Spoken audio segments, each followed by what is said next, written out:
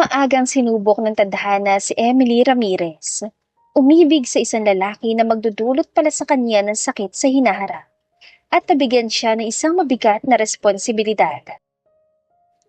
Monmon, aalis na si Mama para magtrabaho ha. Pakabait ka anak. Pukaw ng dalaga sa atensyon ng kanyang 5 taong gulang na anak. Lalaki ito talagang napakagwapo kahit bata pa lamang. Nakikipaglaro ito kasama ang 2 nakababatang kapatid ni Emily na sina Emilio at Enrique. Monmon, magpaalam ka na muna sa mama mo, alis na raw siya. Narinig niya sabi ng kapatid niyang si Enrique. Sandali lang po ma, nandiyan na po si Monmon. Sigaw ng bubuwit at patakbungan lumapit sa ina. Lumuhod naman si Emily upang magpantay ang mukha nila ng kanyang anak. Sabay na itinuro niya ang pisngi. Nanghihingi siya ng halik mula sa bubuwit. Matunog na halik sa pisngi ni Emily ang natanggap niya mula sa bibo niyang anak na si Monson, na ang palayaw nito ay Monmon. Ingat ka po, ma, ha? Kahit wala ka na pundilang pasalubong sa akin, ayos lang po, mama. Basta uwi ka ng ligtas, mama. Malambing na habilin pa ng anak ni Emily at talaga natutuwa siya sa pagiging maalalahanin nito. Lumaking matalino at marespeto ang kanyang anak. Isa sa ipinagpapasalamat ni Emily na kahit may pagkukulang siya bilang ina, ay nagawa naman niyang gampanan ng responsibilidad niya sa kanyang nag-iisang unika iho. Ay sos, naglalambing ka lang na naman sa mama mo, apo. Singit ng ina ng dalaga na si Nanay Lisa. Dahil doon ay umalingaw-ngaw ang masayang tawanan ng pamilyang Ramirez. Matagal nang namayapa ang tatay ni Emily. Kaya naman kasama niya sa buhay ang kanyang ina at 2 kapatid na lalaki. Siyempre, kasama na rin doon ang pogi niyang anak na si Monmon. Uuwi ako ng ligtas anak dahil alam ko may Monmon ang naghihintay sa akin. Sagot ni Emily sa bubuwet. Nay, mauna na po ako sa grocery store natin. O siya anak, ikaw ang bahala. Tugon pa ni Nanay Lisa. Pinanggigilan pa ni Emily ang magkapila nitong pisngi at hinalikan ng ilang beses sa kanya pinakawalan si Monmon. Napabungisngis lang ito sa dalaga. Sige po, Mama, I love you. I love you rin anak ko. Nagkayakapan pa nga sila mag-ina saka nagmamadali nang umalis si Emily. May kaya sa buhay ang pamilya niya dahil isa ng ganap na inhenyero ang kapatid niyang si Emilio. Isa namang pulis si Enrique. Silang 2 ni Nanay Lisa naging breadwinner noon upang matustos na nilang mag-ina ang pag-aaral ng kanyang 2 nakababatang kapatid. Kaya ngayon ay bumawi ang mga ito kay Emily. Nagpatayo sila ng isang grocery store at mas lumago ito. Isang surgeon doctor ang binata. 30 ng kanyang edad at hanggang ngayon ay single pa rin siya. Dahil wala pa sa plano ni Clarence ang mag-settle down. Subalit isang responsibilidad ang dating tinalikuran ng binata. Na ngayon ay dala-dala pa rin niya ang guilt at pagsisisi sa maling desisyon na pinili niya noon na 6 na taon na ang nakakalipas. Doc, emergency! Sigaw na isang lalaking nurse at patakbon lumapit sa kinaroroonan nila. Naging alerto agad sila sa emergency room at isa-isa nilang dinaluhan ng pasyente na mula sa aksidente. Doc Clarence? Tawag na isang babae kay Clarence sabay hawak nito sa kanyang braso. Bakit? Pagtatakang tanong ng binata. Meron pang pasyente doon sa kabila, Dok. Sagot ng babae at itinuro ang isang banda na nasa dulo na pala. Tinanguan na lamang ito ni Clarence at nilapitan na niya ang pasyente. Unang nakita ng binata ang walang sapin sa paa ng isang babae. Ungol ng babae na tila nasasaktan ito. Kaya mabilis na kumilos si Clarence. Akma niyang gagamitin ng pen light upang masuri ang mga mata ng pasyente nang natigilan siya. Umawang ang labi ni Clarence dahil pamilyar sa kanya ang mukha nito. Sinuri pa niya na mabuti ang pasyente at hindi nga siya nagkamali. Ang babaeng iyon ay dati niyang kasintahan at hindi niya pinanagutan nang mabuntis niya ito. Hindi pa kasi handa noon si Clarence na maging isang ama. Mabigat na responsibilidad iyon. Isa sa dahilan niya ay masyadong strict noon ang kanyang ama at kailangan niya mag-focus sa pag-aaral ng medisina. Kaya naman naghalo-halong emosyon ng binata. Nandoon ang pagkasabik at saya. Subalit sa ngayon, ay nangingibabaw pa rin ang kanyang pag-alala kay Emily. Kailangan niya muna itong gamutin. Minor injury lang inatamo nito Kaunting gasgas sa kaliwang siko na alam ni Clarence na bumagsak ito sa kalsada. Ayon sa mga nag-rescue ay sakay ng motor ang dalaga, kaya mabuti na lang ay nakasuot ito ng helmet. Emily, how are you? Tanong ni Clarence pagkatapos niyang gamutin ang babae. Maayos na ang lagay nito kaya ngayon ay pinagmamasdan na lamang niya ito. Dahan-dahan na hinawakan ng binata ang kamay ni Emily at kusang tumulong kanyang mga luha. I'm sorry. Naalala ni Clarence ang kanilang anak. Kung nagawa ba itong alagaan ng dalaga? Gusto niyang malaman ng tungkol doon at handa siyang harapin ang galit ni Emily. Nais niyang punan ang pagkukulang niya noon at itama ang mga mali na nakaraan. Nagising sa hindi pamilyar na lugar si Emily at sa amoy pa lang nito ay alam na niya kung nasaan siya sa mga oras na ito. Dahan-dahan siyang bumangon. Aray, may sugat ako. Tanong ni Emily sa kanyang sarili na makita ang gasa sa kaliwang sikod niya. Tama. May na-encounter akong aksidente at hindi sinasadyang madawit ang motor ko dahil sa isang sasakyan. Buti na lamang, parang hindi naman ako nabalian. Emily, gising ka na pala. Narinig ni Emily ang pamilyar na boses ng isang lalaki at nang tignan niya iyon ay nagulat siya. Napakurap ng ilang beses ang dalaga kung hindi ba siya namamalikmata lang dahil nasa harapan niya ngayon ang lalaking nang iwan noon sa kanya. Si Clarence na dati niyang nobyo ay hindi siya nagawang panagutan noong nabuntis siya nito. Emily, may masakit pa sa'yo? Huwag mo kong hawakan. Mabilis na iniwas ni Emily ang kanyang kamay na akmang hahawakan ni Clarence. Hanggang ngayon ay kinamumuhian pa rin niya ang binata dahil sa sakit na dinulot niya mula rito.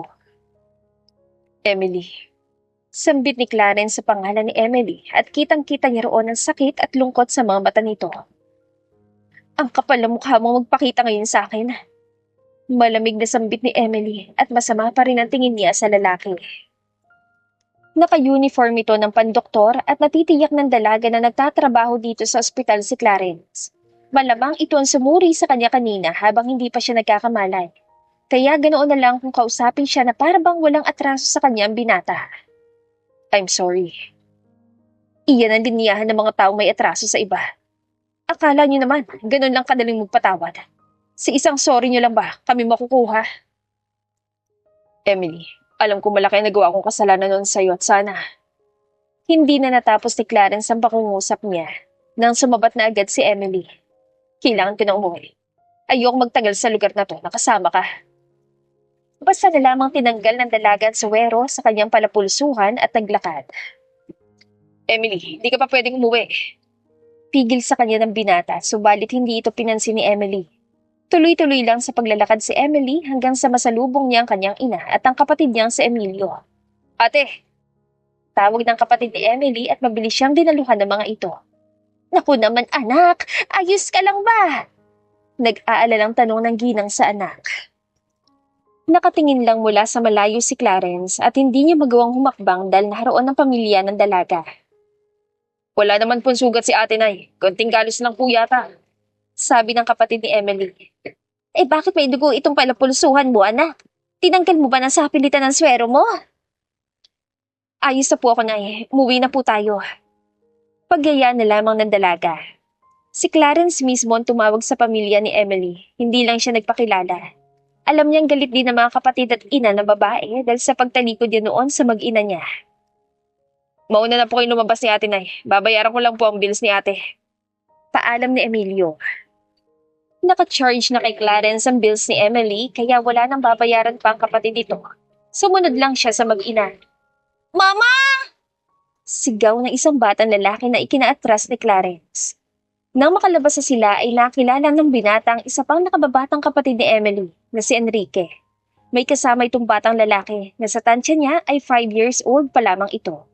Kaedad ng kanilang anak ng dalaga. Marahil ay iyon ang anak ni Clarence kay Emily. Oh God! Nasambit na lamang ni Clarence sabay hawak sa kanyang dibdib. Bakit niyo po isinama rito si Monmon, Nay? Enrique, dapat sa bahay na lang kayo. Iyak ng iyak si Monmon ate. Ayaw tumahan itong anak mo dahil nag-aalala siya. Gusto ko niya makita Pagdadahilan ni Enrique kay Emilia. Nalaman niya ang nangyari sa akin. May tumawag kasi sa akin at ipinaalam ang nangyari sa iyo, anak, at narinig yun ng aking apo. Sagot naman ni Nanay Lisa sa anak. Mama, sabi ko naman po sa'yo, mag-iingat ka. Tignan mo nangyari, may sugat ka na po, Mama. Pahikbing sambit ng bata at kahit gustong-gusto ni Clarence na lapitan ng mga ito, ay nawawalan siya ng lakas ng loob. Lumaki na marespeto at mapagmahal ang anak nila ni Emily. Sayang lang at wala doon si Clarence upang masubaybayan ang paglaki ng kanilang anak. Malungkot na pinagmamasdan lang ng binata ang pamilya niya sana at ngayon ay ramdam niya ang kawalang puso na ginawa niya noon kay Emily. Clarence Bustamante. Parang napako sa kanyang kinatatayuan si Clarence nang marinig niyang pamilyar na boses. At nang tignan niya ito ay kasabay na umigkas ang kamao ni Emilio at tumama yon sa kanyang kaliwang panga. Nalasahan agad ni Clarence ang dugo sa kanyang labi. Malakas ang pagkakasuntok nito sa kanya. Pero alam ng binata na deserve niya yon. Emilio, ikaw ang tumawag sa nanay ko para ipaalam ang nangyari sa ate ko at binayaran mo pang bilis niya. Ano naman ang binabalak mo ngayon? Plano mo bang saktan ulit ang kapatid ko? Malamig na tanong ni Emilio. Marahan na umiling si Clarence. Gusto ko lang humingi ng paumanhin sa ate mo, Emilio. Kung bibigyan pa sana niya ako ng isa pang pagkakataon upang makabawi ako sa kanila ng anak namin. Nagpapatawa ka ba?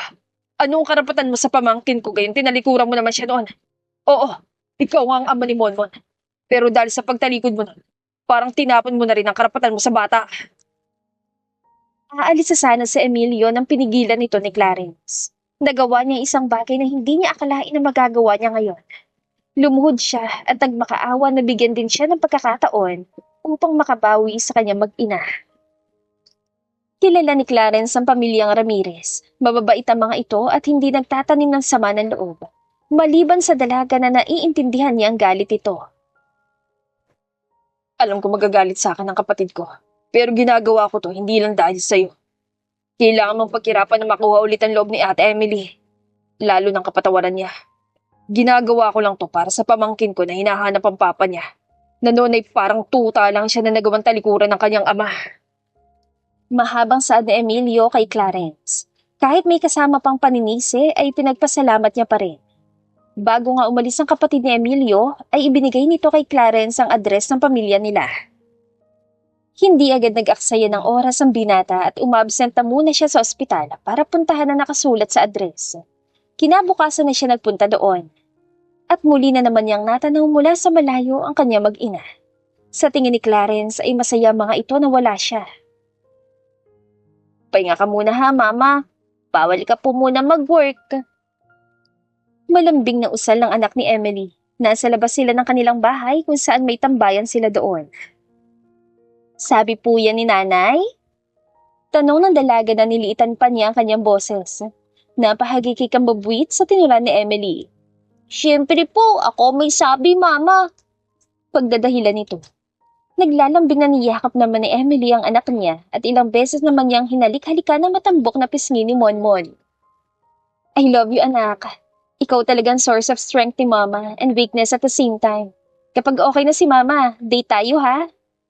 I love you rin po, Mama ko. Sige po, mag-date tayo. Nakangiting ganti ni Monmon kay Emily. Napaluha naman si Clarence sa magandang senaryong nakikita niya sa kanya mag-ina.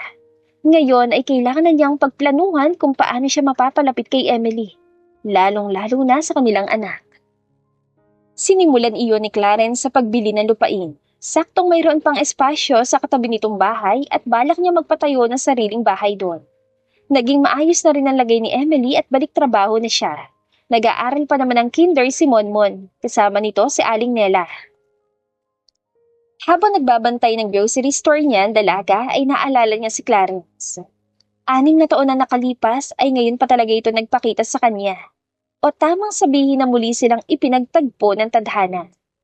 Tumunog naman ang bell sa pinto ng store ni Emily, palatandaan na may dumating na customer. Nagsimulang bumilis ang pintig ng puso ng dalaga na makita niya si Clarence. Namuo agad ang galit sa kanyang dibdib. Gusto sanang pagtabuyan ni Emily ang lalaki, subalit ayaw niya mawala ng isang customer. Malas na negosyo kung makikipag-away siya. Tahimik na kumuha ng basket si Clarence na pasulyap-sulyap sa kanya. Ipinakita naman ng dalaga matigas na ekspresyon ng mukha niya. Mabuti na lang ay marami-raming mga customer si Emily. Kaya minsan ay hindi siya nadidistract sa presensya ni Clarence. Hanggang sa inabot na ng binata ang pila nito. Napataas pa ng bahagya ang kilay ni Emily. Doktor ang lalaki, pero puro matatamis ang binili nito. Naraw ng chocolate at parang 10 katao ang kakain. Kumusta na pakiramdam mo, Emily? Tanong ng binata kay Emily. Mas mainam na huwag na lang niyang pansinin si Clarence pero customer pa rin niya ito. Mabuti naman po sir, salamat sa concern. Malamig na tugon ni Emily nang hindi siya nakatingin sa lalaki. Alam ko malaki ang galit mo sa akin, Emily. Pero sana, ayan mo kung makabawi man lang. Muli ay nanatigiling nakatikom ang bibig ni Emily. 3,559 pesos po lahat, sir. Iyon lang ang sinabi niya, dahil ayaw na niyang pansinin pa ang binata. Narinig ng dalaga ang pagbuntong hininga ni Clarence at dumukot ng pera mula sa wallet nito. Mabilis na inabot iyon ni Emily at sinuklaan ng binata. May 2 pang empleyado si Emily at iyon ang kasakasama niya sa grocery store at kasama na rin ang kanyang ina. Pagkatapos makuha ni Clarence ang pinamili nito ay nagpasalamat lang si Emily. Dalangan niya na sana nang huwag nang bumalik pa ang lalaki sa store niya. Sinundan lang ng tingin ni Emily ang paglabas nito. Ay, kaninang bulaklak ito, anak? Tanong ni Nanay Lisa niya pagkapasok nito. Napatingin naman ang dalaga sa hawak nitong punpo ng bulaklak. Aba, may manliligaw ka na pala, Emily. Dapat sa bahay natin ito ginagawa at nang masabunan siya ng mga kapatid mo. Biro lang iyon ng ina ni Emily, subalit nagtataka siya kung kanino galing ang bulaklak. Wala pa akong manliligaw, Nay. Tignan niyo po, baka may pangalan. Sabi ni Emily sa ina. Inabot lang ito sa kanya. Ikaw na ang magbasa, anak. Napakaganda ng handwriting niya, pero hindi ka naman mababasa. Tinignan nga ni Emily ang card na nakalagay sa bulaklak at pakiramdam niya ay huminto na naman ang pintig ng puso niya. Pagkakita lang ng dalaga sa sulat kamay na may-ari ay agad niya itong nakilala. Higit na mabasa ang inisyal nito. CB ang nakalagay. Ang kapal ng mukha ng lalaking yun. Mahinang bulong ni Emily sa kanya nilikumos ang papel. Kanino galing, anak? Hindi ko po alam, Nay. Naiwan po yata. Bakit mo nilikumos ang card? Para sa'yo yata, Emily. Hindi mo naman gaganyanin kung hindi sa'yo. Napapailing na sambit ang ginang. Naligaw lang po, Nanay. Walang masama magkaroon ka na maliligaw, anak. Basta kaya ka niya ring mahalin ng aking apo at ituring na parang tunay niyang anak at tanggap ang pagiging single mother mo. Sa isip-isip ng dalaga ay hindi lang ibang tao ang tinutukoy nito. Malaki ang role nito sa buhay ni Monmon at walang pakialam si Emily kung tawagin man siyang selfish. Gusto niyang itago pa rin sa papa nito ang kanyang anak. Wala siyang karapatan kay Monmon ko. Bulong pa ni Emily sa kawalan. Sinusundan naman ni Clarence si Monmon pagkatapos niyang dumaan sa grocery store ni Emily. Kauuwi lang din ang bata kasama ang bantay nito. Nanay Neta, may bago na naman po tayong kapitbahay. Narinig ni Clarence sa sabi ng bata sabay turo sa bahay na ipapatayo niya. Sinadya ng binata na kumuha ng maraming tauhan upang mas mapabilis matapos ang bahay. Oo, iho. Sana lang ay may anak ang may-ari ng kaedad mo para hindi ka na naglalaro mag-isa sa labas. Sabi naman ng gina. Sana nga po, Nanay Neta. Maligalig na sagot ng bubuit. Pagkatapos niyon ay pumasok na sa bahay ang dalawa. May basketball court sa labas at doon na muna nagpahinga si Clarence. Naglabas siya ng isang chips at mineral water. Habang kumakain siya, ay naramdaman niya na may kumukulbit sa kanya. Gayon na lamang ang gulat ang binata na makita niya si Monmon at ngayon nga na nasa harapan na niya at higit niyang naramdaman ang pagbilis ng tibok ng kanyang puso. Hello po! Magalang nabati ni Monmon sa kanya at nag-wave pa nga ito ng kamay. Hindi makapaniwala si Clarence na kinakausap siya ng anak ni Emily at walang duda na siya ang biological father nito dahil ganitong-ganito ang itsura niya noong bata pa siya. Parang gustong umiyak ni Clarence, subalit pinipigilan pa rin niyang hindi umiyak. Kakaibang sayang nararamdaman niya. Hi kiddo. Nakangiting bati ni Clarence sa bata at naupo ito sa tabi niya. Bakit po nag-iisa ka rito? Wala ka rin po bang kalaro kagaya ko, sir? Magalang na tanong ng batang paslit at kinakausap nga nito ang isang estranghero na hindi dapat nilalapitan. Oo eh, iyon lang ang sinagot ni Clarence. Tumulis ang labi ng bata at napatingin sa maliit nitong bola sa karing. Pwede niyo po ba akong tulungan, sir? Ito pong ring na hindi ko kayang abutin at ilagay doon, no? Pakikisuyo ng bubuit sabay turo sa ring. Agad nang napangiti si Clarence sa tumango. Sige ba, akong bahala. Tugon niya rito at kinuha niya ang hawak nitong ring. Pagkatapos noon ay nagsimula na sa paglalaro ang bata at tuwang-tuwa ito. Pasa po! Sigaw ni Monmon at mabilis na sinalo ni Clarence ang maliit na bola. Ang galing! Nagawa niyo pong saluhin ang bola ko kahit malayo ako mula sa pesto mo, sir! Napahalakhak lamang si Clarence sa tinura ng batang lalaki. Nag-dribble pa siya ng bola bago niya pinashoot sa ring. Napapalakpak tuloy si Monmon sa kanya. What if doon po tayo sa mataas na ring mag-shoot? Makakaabot ka ba doon? Haha, hindi po! Huminto lang sila sa paglalaro na makaramdam ng pagod. Niyaya ni Clarence si Monmon na umupo at binigyan niya ito ng chips sa tubig. Maraming salamat po. Pasasalamat ang bata at nagsimula na itong kumain. You're welcome, kiddo. Ano po palang pangalan mo, sir? Clarence. Ako si Clarence Bustamante. Ikaw ba? Monson po. Monson Ramirez ang pangalan ko. Ang palayo ko po ay Monmon. Ganon po tawag sa akin ni Mama. Ang mga tito ko po si Lola at si Nanay Neta. Oh, I see, Monmon. Ang bait mo, sir. Kaya hindi po ko nagkamali na lapitan ka kahit ang sabi ng mama ko bawal ako makipag-usap sa taong hindi ko raw kilala. Nakita po ko sa kita kanina na parang ang lungkot-lungkot mo. Mahabang saad ang bubuit at diretsong tinitigan nito sa mga mata si Clarence. Next time, kapag may makita ka na, kagaya ko, huwag mo na lapitan, okay? May mga tao na iba-ibang ugali. Ang iba ay may masamang motibo para lang makilala ka. Pero may mga tao rin naman na mabubuti. Nilalapitan at kinakausap ko lang po mga taong hindi ko kilala kung sa tingin ko po na hindi naman sila masasama. Sabi po ulit ni Mama, kapag komportable ka sa isang tao, ibig sabihin nun hindi ka nila sasaktan. Namangha si Clarence sa mahabang sinabi ni Monmon. Talagang matalino ito at naalala pa rin ang mga habili ng mama nito. Totoo yan. Dapat lagi mong tatanda ng mga aral na yan. Nakangiting wika ni Clarence at hinaplos niya ang ulo nito. Madali po nating mapapansin at mararamdaman kung masama ang isang tao. May mga itim na aura po nakabalot sa kanila. Yung sa unang tingin mo pa lang matatakot ka na. Palagi po tayong ginagabayan ni Papa Lloyd, kaya binibigyan niya tayo ng warning. Huwag lang po tayong magpapaniwala sa mga taong nagbabalat kayo. Parang talo na agad ang binata sa kanyang anak. Ang dami nitong nalalaman tungkol sa maraming bagay. Isa lang ang ibig sabihin nito. Nagawa ang palakihin ni Emily na matalino at mabait ang kanilang anak. Napatango-tango si Clarence. Paano naman natin malalaman na nagbabalat kayong isang tao? Gusto lang subukan ng binata kung ano pa ang nalalaman ni Monmon. Una po, ganitong gagawin nyo. Sagot ng bata at humarap ito kay Clarence. Nitigan niya sa mga mata at napakaseryoso nito. Bakit po ganun? Kumunutan noon ang binata sa naging tanong ni Monmon. Na tila may nabasa itong emosyon sa mukha ng kanyang mga mata. Bakit, Monmon? Nagtatakang tanong ni Clarence.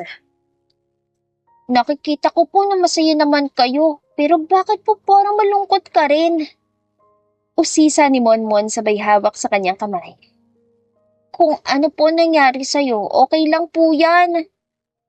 Sa pag-comfort sa kanya ni Monmon ay nakaramdam lalo ng kaginhawaan si Clarence. Pwede mo ba akong yakapin, Monmon? Request ng binata kay Monmon. Tumango naman ito at inilahad ang magkabilang braso. Dahan-dahan niyang niyakap si Clarence, ang kanyang anak, at doon na siya napaiyak. Ganito pala talaga ang pakiramdam na niyayakap ka ng sarili mong anak. Parang kapayapaan na lang ang nararamdaman mo. Thank you, Monmon.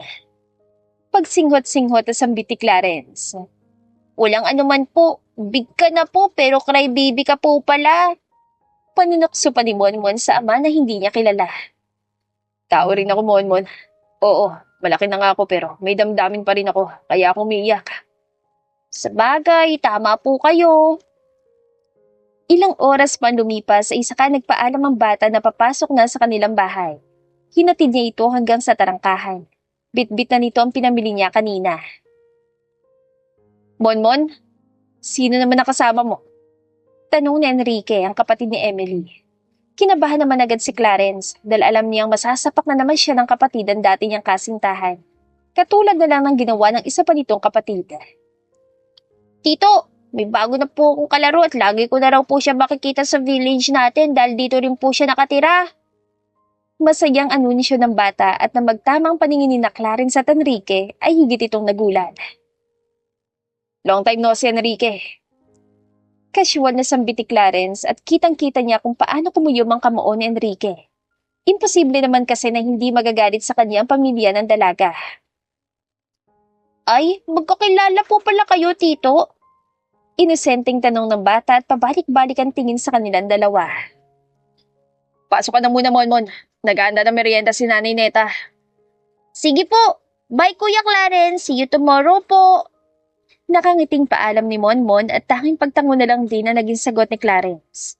Hindi nga nagkamali ang binata at umigkas nga ang kamao nito. Ngayon naman ay tumama sa kanang pisngi niya. Ine-expect ko na makita ka uli dahil sinabi na ito sa akin ni Kuya Emilio. Pasalamat ka at mahal namin ang pamangkin namin kaya wala kaming gagawin para ilayo ka kay Monmon. Hayaan ka namin pero ito na huling pagkakataon mo. Tutal, si ate naman ang magdidesisyon kung muli ka niyan tatanggapin sa buhay nila mag-ina. Sabi ni Enrique at pinunasan ni Clarence ang gilid ng labi niya. Nalasahan niya ang kanyang dugo. Tito, bakit mo naman po sinuntok ang kaibigan ko? Umiiyak na tanong ni Monmon at patakbon lumapit sa kinaroroonan nila. Pareho sila nabigla dahil naroon pa pala ang bata at nakita nito ang nangyari. Humarang ito sa gitna ni na Clarence at Enrique. Higit at dumikit sa kanyang anak na para bang gusto nitong protektahan siya laban sa tiyuhin nito. Monmon, sambit ni Clarence sa pangalan ng bata at hinawakan niya ito sa balikat. Ano po ba naging kasalanan ng kaibigan ko, Tito? Bakit niya po yung sinasaktan? Umiiyak na tanong pa rin ng bata at nakatingala ito kay Enrique. Napahilot na lang sa kanyang sentido ang binata. Hindi ko siya sinasaktan, Monmon. Sakto na yan ay magkaibigan kami at gano'n lang talaga kami pag nagkikita. Pagdadahilan ni Enrique, sabay akbay nito kay Clarence. Tumango-tango naman ang isa. Don't cry, Monmon. Hindi naman ako nasaktan. And yes, magkaibigan kami ng tito mo.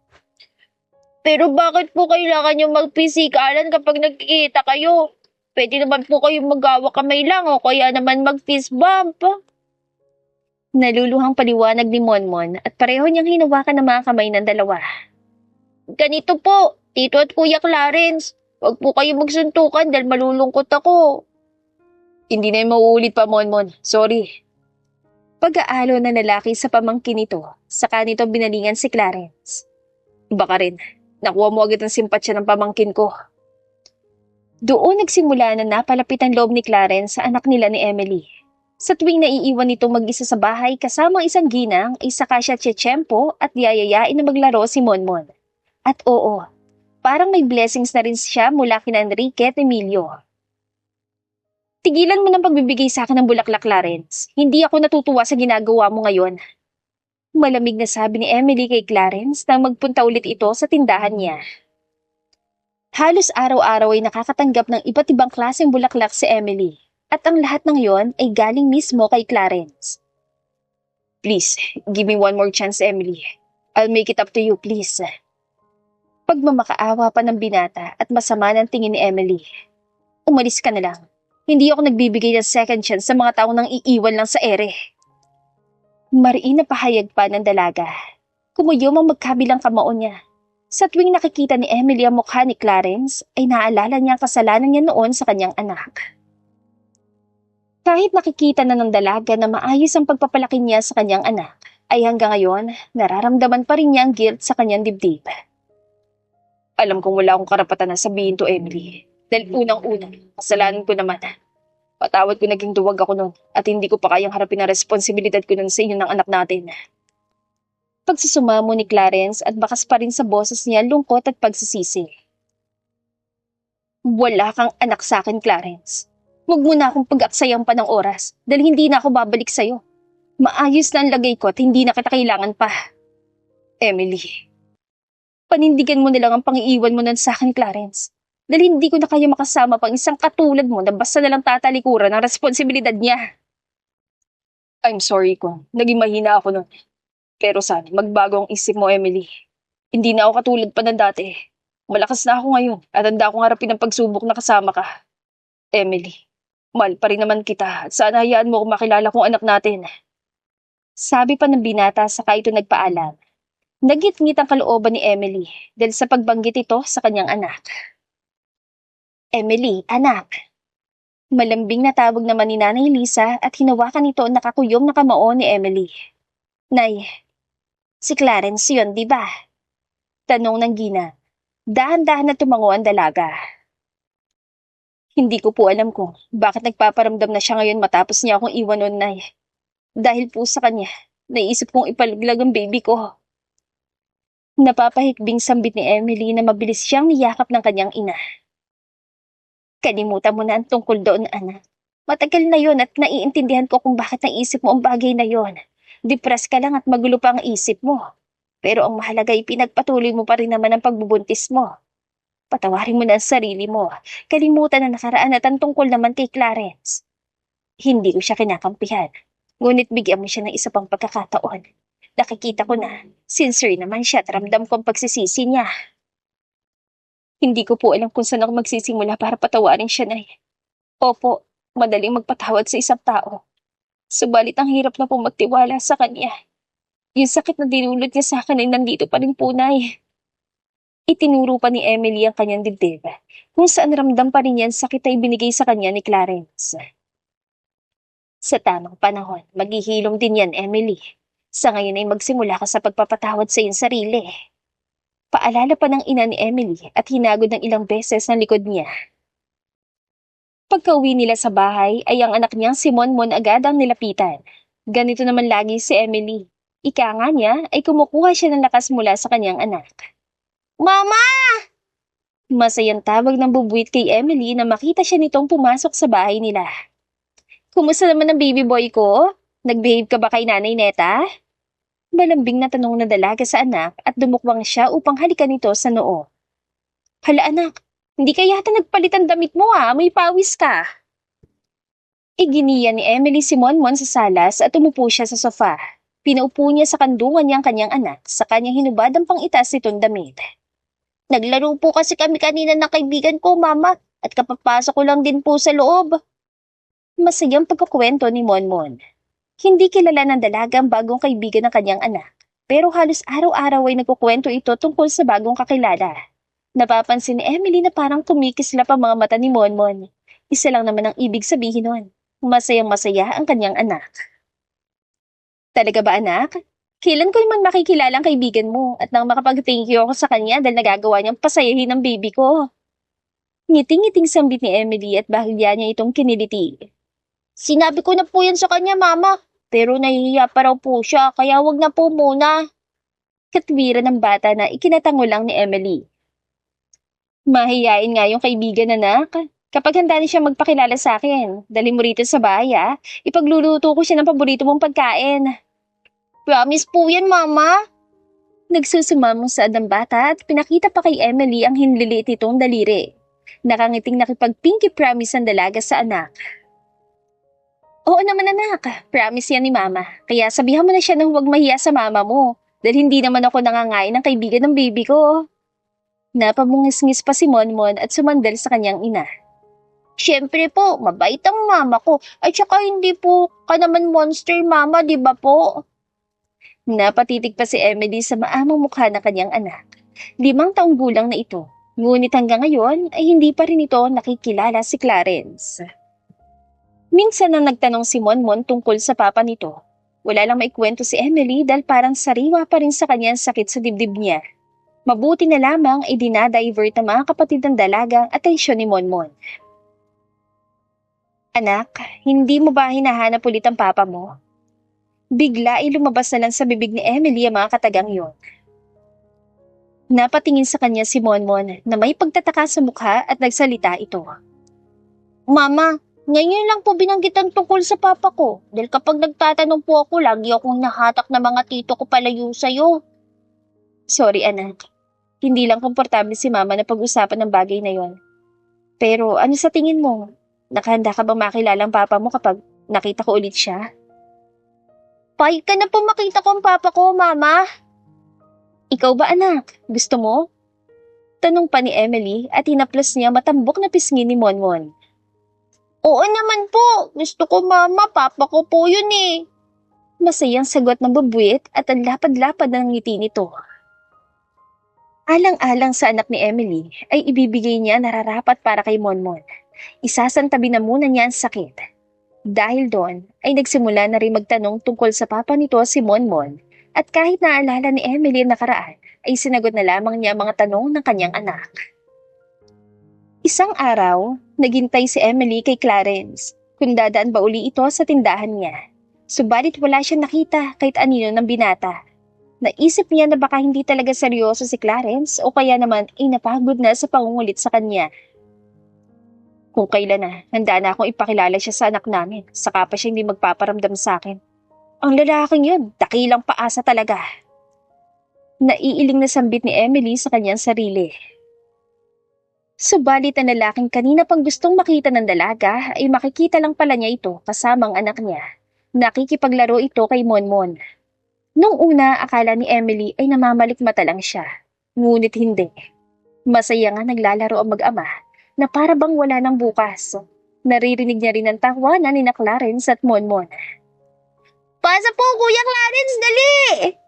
Sigaw ng bubuit at doon na napagtanto ni Emily. Ang ikinukwento pala ni Monmon at ang tinutukoy nitong kaibigan ay mismong papa nito.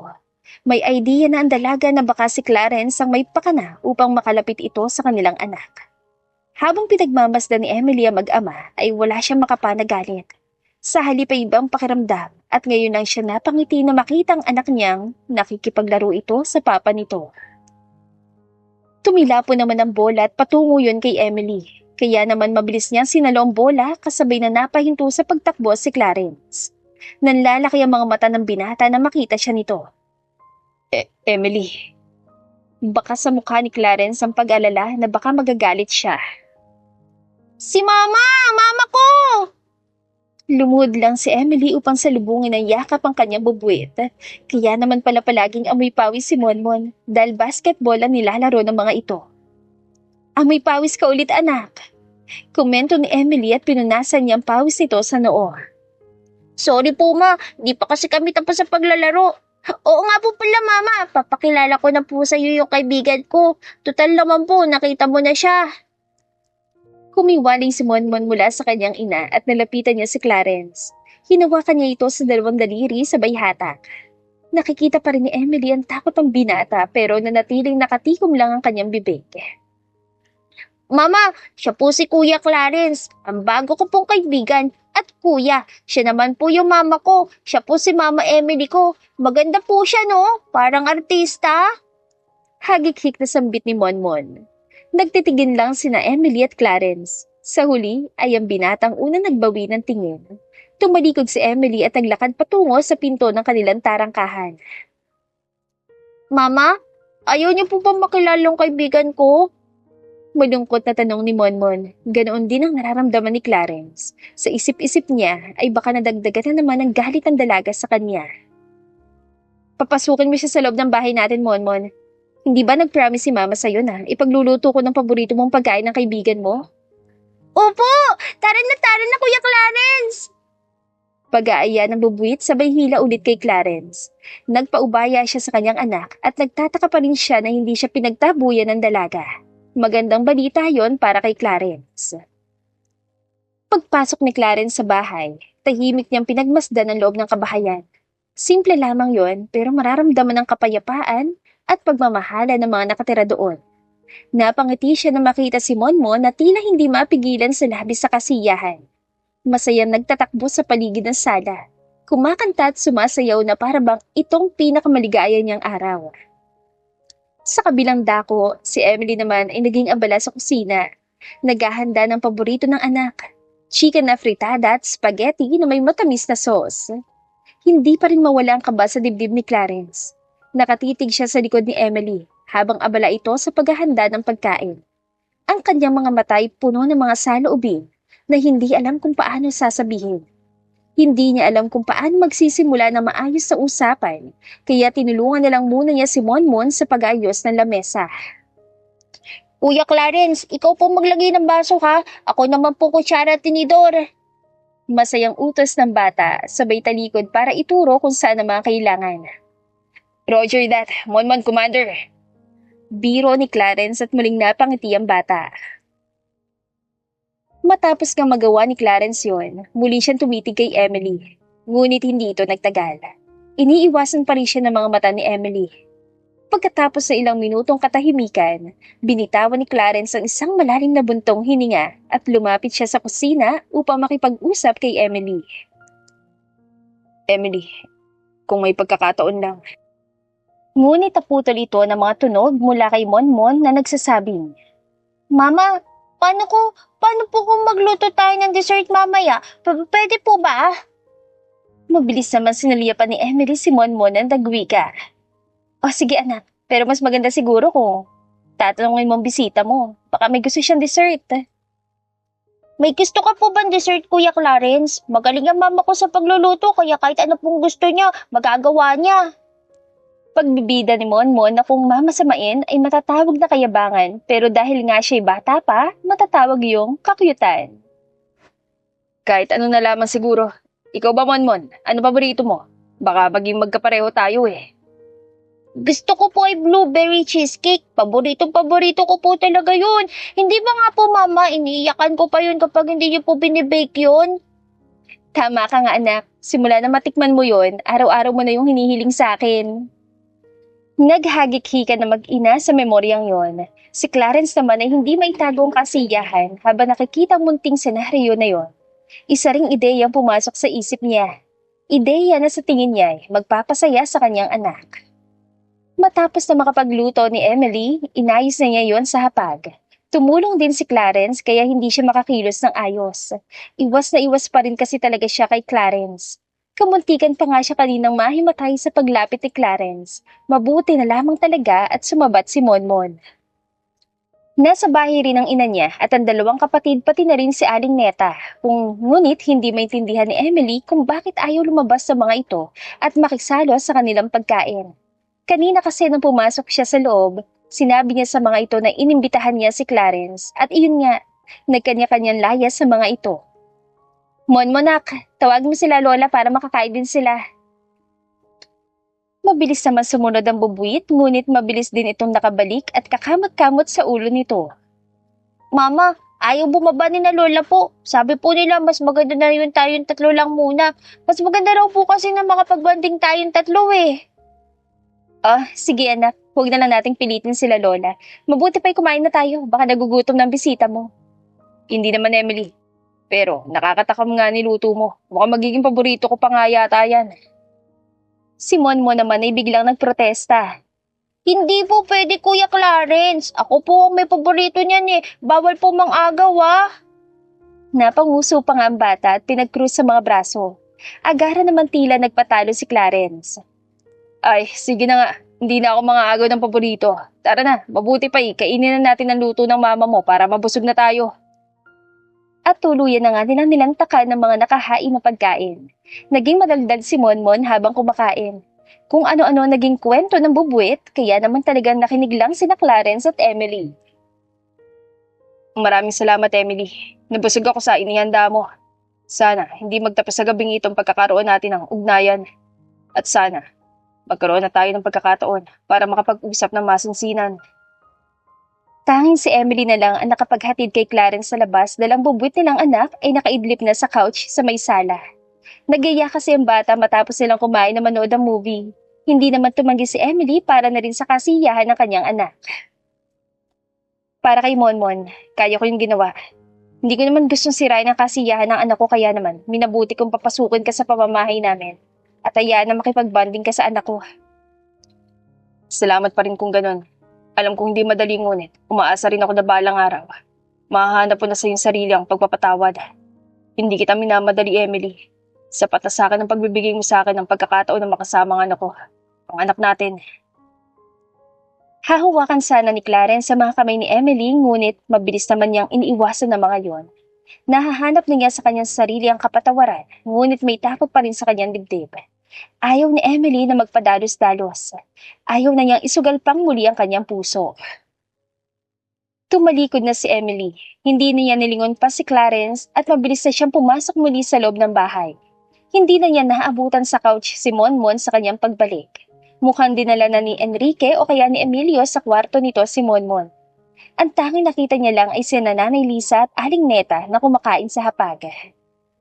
Gutom ka ba ulit, anak? Halika't kumain ka na muna rito. Nakatulog na si Enrique sa paghihintay na matapos ang banding yung tatlo. Si Emilio naman ay inakyat na muna si Monmon sa kwarto niyo. Sige lang po, Nay. Busog pa po ako. Kayo na lamang po ang kumain dyan. Aakyatin ko na lamang po si Monmon. Okay na si Monmon, ate. Napalitan ko ng suot niyang damit at napunasan na rin. Yun nga lang, hindi siya nakapag-toothbrush. Kumusta naman ang munti niyong bahay-bahayan, ate? Pinapatawad mo na si Kuya Clarence. Hindi agad nakasagot si Emily. Hindi niya kasi talaga alam ang kanyang sasabihin. Ang sabi ng kanyang puso ay patawarin na niya si Clarence. Ngunit ang sabi naman ng kanyang isip ay huwag muna. O huwag na lang dahil baka nagbabalat kayo lamang si Clarence. Gustong kunin ang loob ni Monmon pagkatapos ay tuluyan na nitong kunin ang full custody kay Monmon. Hindi malabo yun, lalo pangat isa itong surgeon doctor. Mas malaki ang pera na kukuha nito kaysa sa kanya na isa lamang middle class. Mukhang hanggang ngayon ay nagdadalawang isip ka pa rin, ate. Hindi nga naman kita masisisi. Lalo pa nga't hindi ka naman talaga sigurado kung hindi ka na muling maiiwang mag-isa. Hayaan na lang muna natin ang ate mo sa kanyang desisyon, Emilio. Mabuti pa'y kumain ka na rito para rin makapagligpit si Neta. Isang buntong hininga na muna ang pinakawala ni Emily bago siya tuluyan pa rin pumanhik sa taas. Tinuloy pa rin niya ang pagpunta sa kwarto ni Monmon. Sa kanyang pagpasok, kay himbing na talaga ng tulog ni Monmon. Tumabi si Emily sa anak. Para siyang batang nakasiksik dito. Hinalikan niya muna noon ni Monmon bago niya ipinikit ang mga mata at sumabay sa tulog ng kanyang anak. Hindi naman makatulog si Clarence. Kahit siya'y nasa kwarto na niya, hindi pa rin siya dalawin ng antok. Kaya naman bumangon na lang siya at kinuha ang kanyang cellphone. Nagtungo siya sa may swimming pool, nahiga siya doon sa may bamboo hammock na may stand at may kinontak. 3 ring ang lumipas bago nga nasagot ang ginawang pagtawag ni Clarence. Mukhang naalimpungatan pa nga tinawagan niya dahil dinig niya ang pagkapaos ng tono nito. Clarence, anak, bakit ka napatawag? May problema ba? Sunod-sunod ang naging tanong na nasa kabilang linya. Dad, sorry. Naistorbo ko yata ang tulog mo. Hindi lang kasi talaga ako makatulog. Paghingi naman ng pasensya ni Clarence sa amang si Norman. Ayos lang, anak. Katunayan na hinihintay talaga namin ang mami mo ang tawag mo. Ano na ba nangyari sa huli mo? Ibinalita sa amin. May progress na ba kayo ni Emily? Saglit na katahimikan ang itinugon ni Clarence tapos ay tumikhim. Wala po, Dad. Pero si Monmon, kalaro ng turing sa akin. May halong kalungkutan na sad ni Clarence. Naupo sa hammock ang binata at pinagmasdan ng umaalon na tubig ng pool. Nainganyo siya kaya naman sa may pool naman siya naupo at tuluyan na nga nagtampisaw ang mga paa na parang bata. Ano ka ba naman, anak? Bakit mukha yatang pinanghihinaan ka na ng loob dyan? Hindi ba't maganda pa rin naman na nangyayari? At least, nakakasama mo kahit papaano ang aking apo.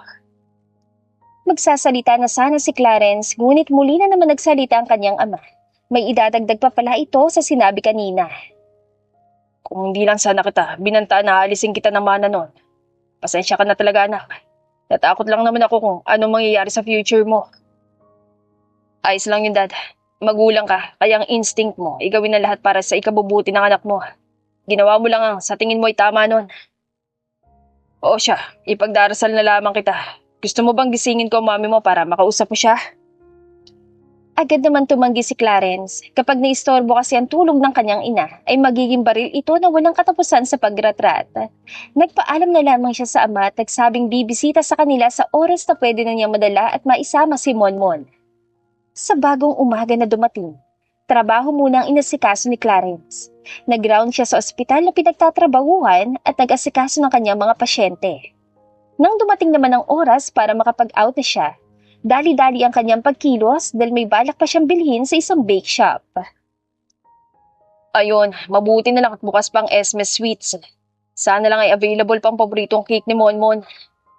Bulong ni Clarence sa kanyang sarili habang maayos na pinapark ang kanyang kotse. Good evening, sir. Welcome to Esmes Sweets. Magalang na pagbati ng kahera matapos niya makapasok sa loob.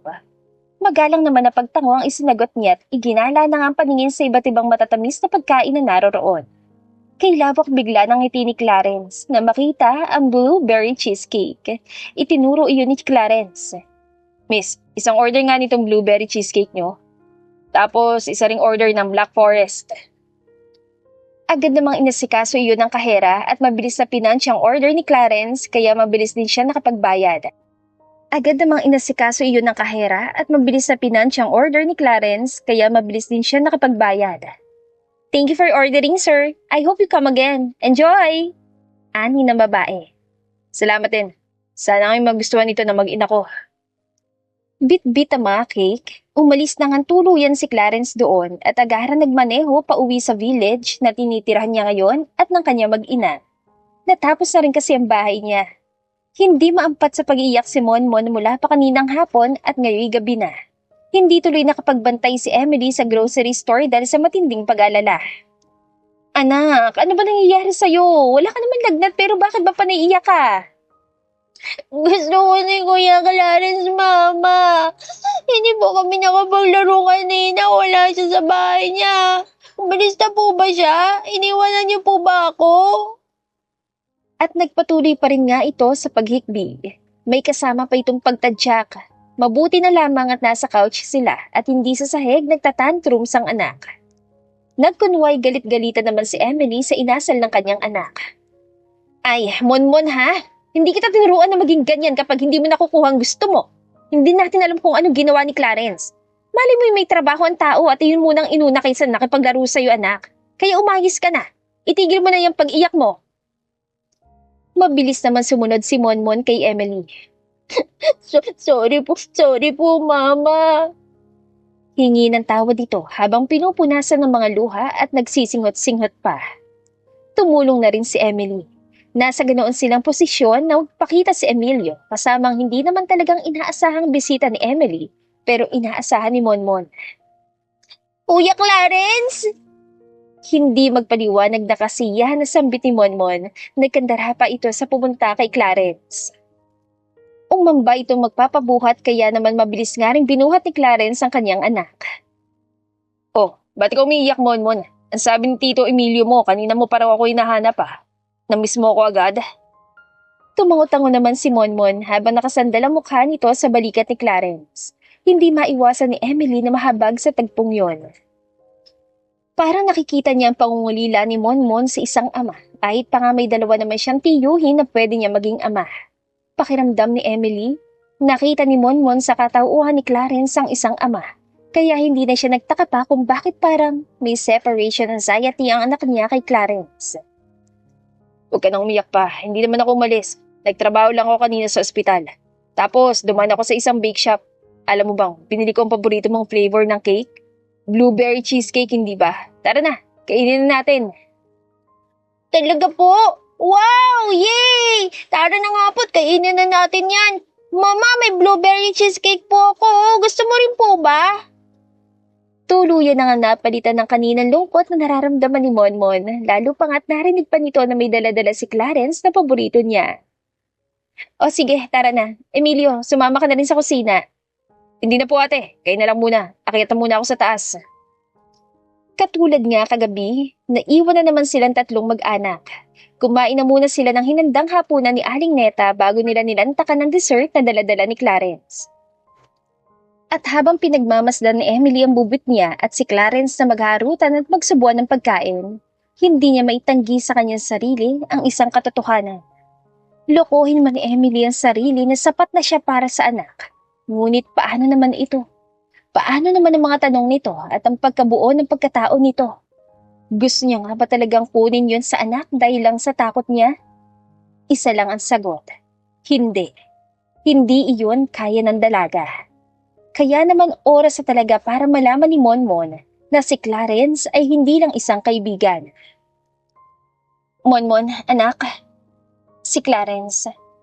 Siya ang ama mo. Walang abisong sambit na lamang bigla ni Emily. Kaya naman kitang-kita niya ang reaksyon ng dalawang lalaki. Si Clarence na naglalakihan ng mga mata habang si Monmon ay kumunot ang noo. Sabay pa nga nabitawan na mag-ama ang hawak nilang mga tinidor. Patawad anak ko nga. Ngayon ko lamang sinabi. Hindi ko alam kung paano ko sasabihin sa'yo.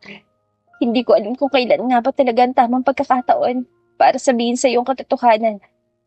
Kaya patawad talaga anak. Patawad. Tumingin si Monmon kay Clarence bago nagsalita. Totoo po ba talaga? Kayo po talaga ang papa ko? Hala, may papa na ako. Mama, may papa na ako. Hindi na po nila ako tatawagin ng putok sa buho. Tuwang-tuwa si Monmon kasabay niyon ay pag-atungal niya ng pag-iyak. Si Emily naman ay tila sinaksak sa sinabing iyon ni Monmon. Hindi niya alam na tinatawag na ganoon ang kanyang anak. Kay sakit para sa kanya na ganoon tratuhin ng anak niya dahil lamang wala itong ama. Tama naman po bala ako, Mama.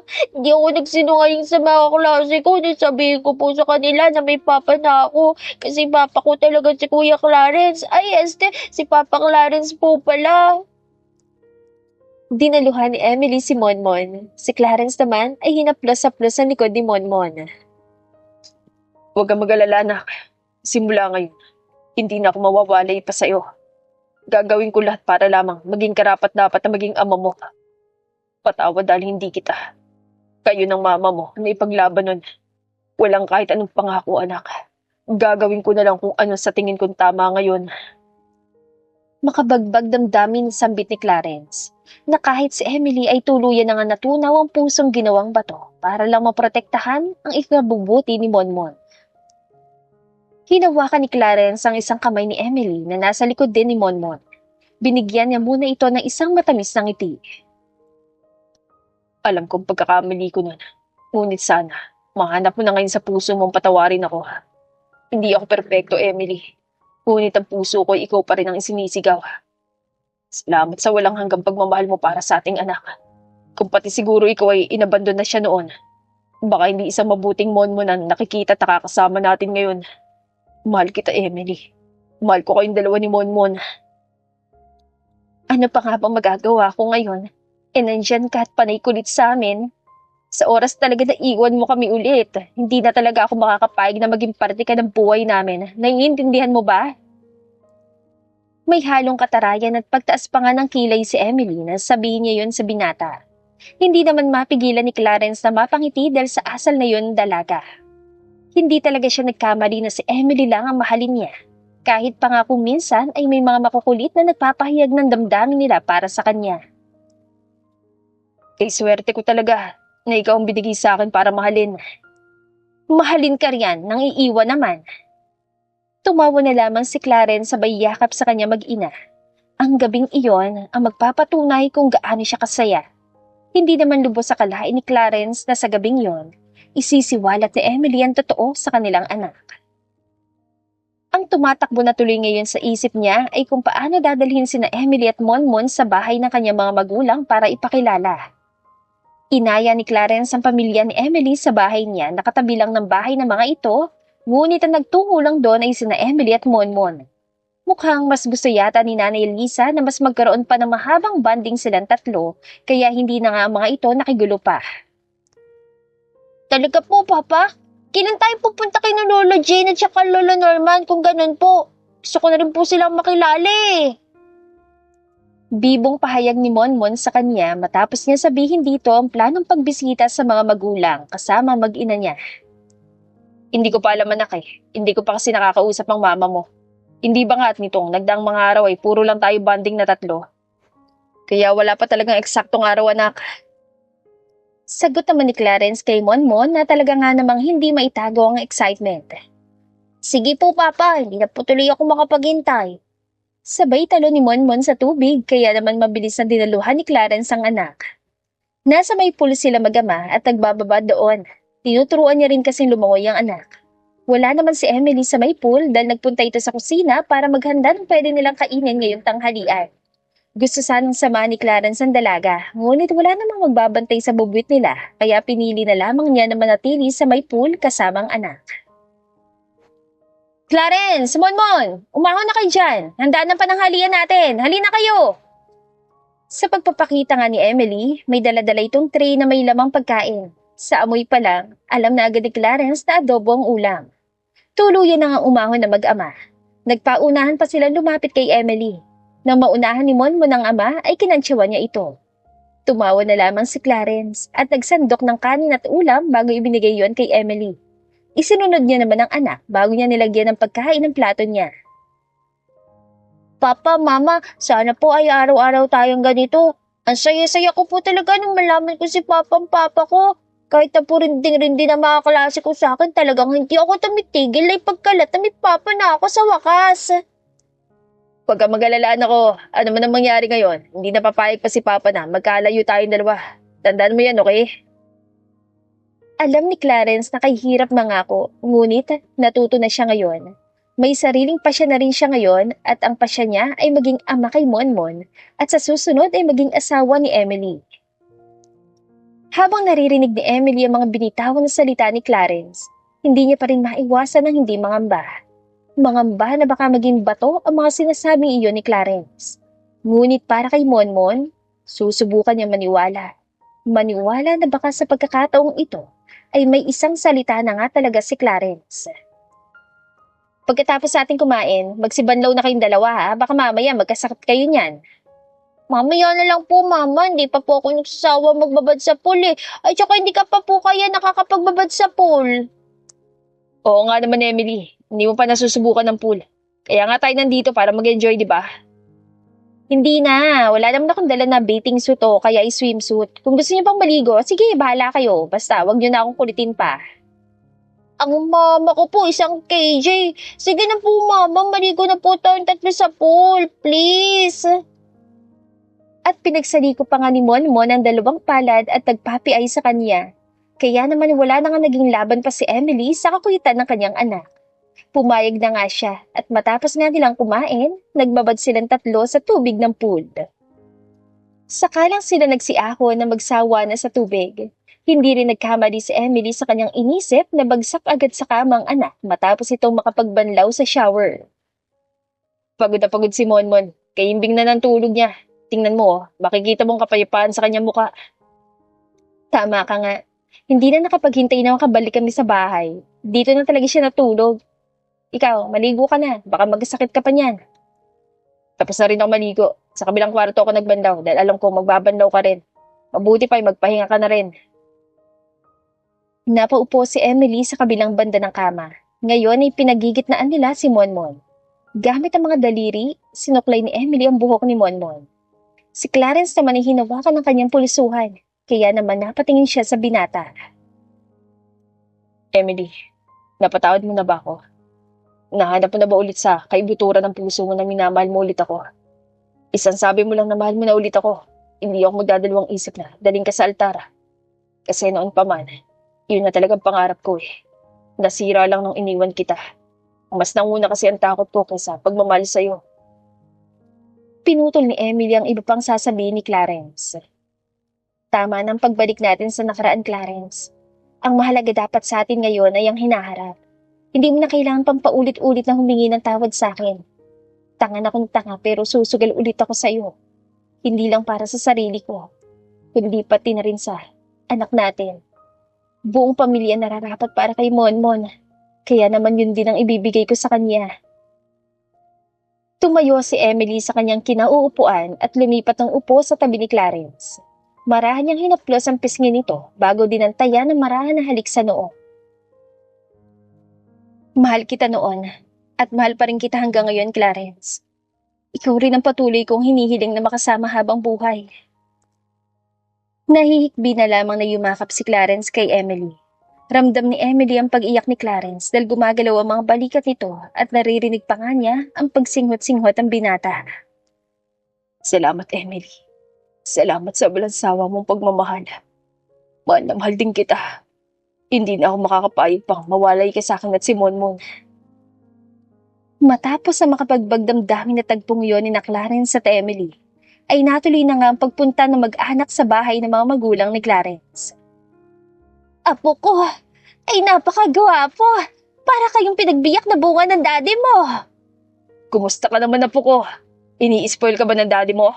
Kung hindi, kami na lang ni Mamita Jane mong gagawa niyon. Hindi maganda ugaga mag-asawa pagkakita pa lamang kay Monmon. Si Monmon naman ay hindi matawaran ng saya habang nasa pangangalaga ng kanyang grandparents. Nahihiyaman ay lumapit na rin si Emily sa dalawang matanda upang magbigay galang. Naunang nagsalita si Jane na sinundan naman ni Norman. Oh, my Emily, maraming salamat dahil hindi mo pinabayaan ang aking apo at pati na rin sa pagtanggap mo ulit sa anak ko. Patawarin mo rin sana kami mag-asawa sa naging kasalanan namin sa iyo. Kung ano man ang hilingin mo, Emily, ibibigay namin mag-asawa. Basta masiguro lang namin na magiging masaya na kayo sa pagkakataon na ito. Wala naman na po kayong dapat na gawin, Ma'am Jane and Sir Norman. Ang importante lang po sa akin ngayon ay ang kasiyahan ng anak ko. Saad ni Emily. Emily, hindi mo kami kailangan na tawaging Ma'am at Sir. Mommy at Daddy na lang dahil simula ngayon ay anak ka na rin namin.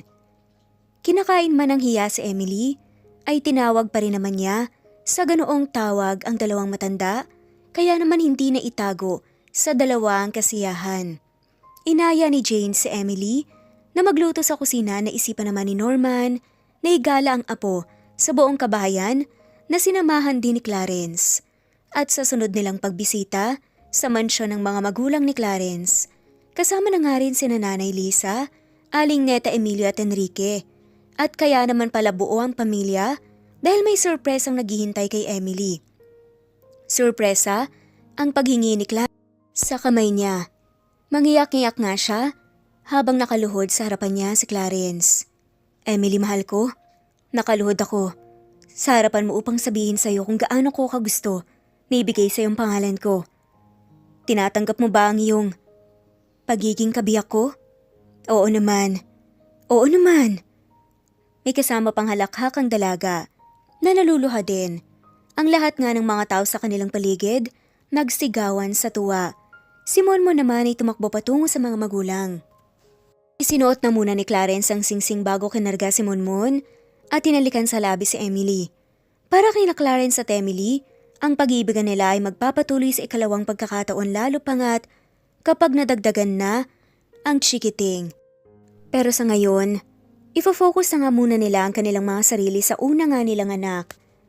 Ang bumuo sa kanilang mga buhay at dahilan kung bakit pinili nilang muli ang isa't isa, si Monmon ang bubuit nilang anak. Hanggat ang pag-ibig ang nangingibabaw, hindi maikakaila na ang dalawang pusong nagmamahalan, ay hindi matitibagan naman ang mangyari. At hanggat walang cheating issue na namagitan, o kaya naman pisikal na pananakit sa dalawang nag-iibigan, ang pangalawang pagkakataon para sa pag-ibig ay hindi kailangan ipagkait. At dito na nga po nagtatapos ang kwento nilang pagmamahalan. Maraming salamat po sa inyong lahat at shoutout po sa lahat.